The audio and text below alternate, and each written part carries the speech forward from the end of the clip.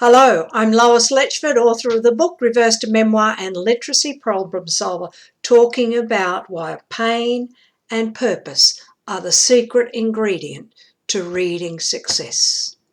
My story is one of going from pain to purpose. The story began in 1995, so it's actually a long-term case study. 1995, when my son Nicholas failed first grade. His failure was dramatic. He did nothing in school. His teacher shouted at him. He failed. At the end of grade 1, he could read 10 words and showed no strengths. I had the opportunity to remove him from school for 6 short months. The 6 short months turned into 4 months. And I started thinking, decoding, with a series of books called Success for All. They were a disaster, enormous pain within me, within my chest, within my heart, with dealing with Nicholas. He's not getting it. But it was my mother-in-law's words, Lois, put away what is not working and make learning fun, that caused me to stop and rethink.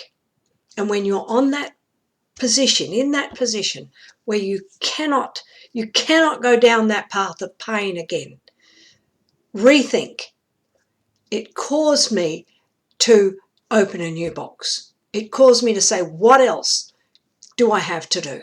And the first thing you have to do when a child struggles so much and they are gaining nothing, first is engagement. Irrespective of what you're doing, it's engagement. And what I did was I started to write simple poems. The simple rhyming poems were enough to have success on one day. That success on one day, the enjoyment, the excitement of learning transformed our classroom instantly. There's no magic in reading, but having a success on one day led me to repeat that success the next day.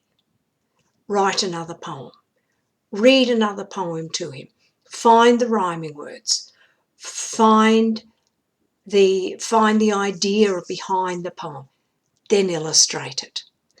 They ended up being all foundational skills and a part of a learning which actually transformed not only my son's life, but my life too, because I could see the difference.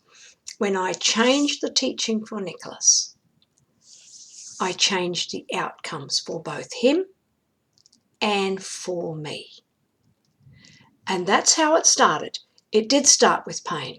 But when you've got pain, you also come up with no excuses. There's no more excuses. You failed and you failed. What else am I going to do next? So you end up with this little thing, this little idea that grows as a seed. And believe it or not, once you start planting little seeds, they do grow. And their growth ends up being exponential. And when I started with Nicholas, with our little poems, simple rhyming poems, and the poems are in my book, and they're on my website in loisletchford.com, you don't see the depth of where Nicholas ended up. And what I started to do was started to tap into two things, tap into his imagination and his curiosity. And it's both those things, imagination and curiosity, that led to a purpose. Because in the process of doing that, you're learning decoding along the way.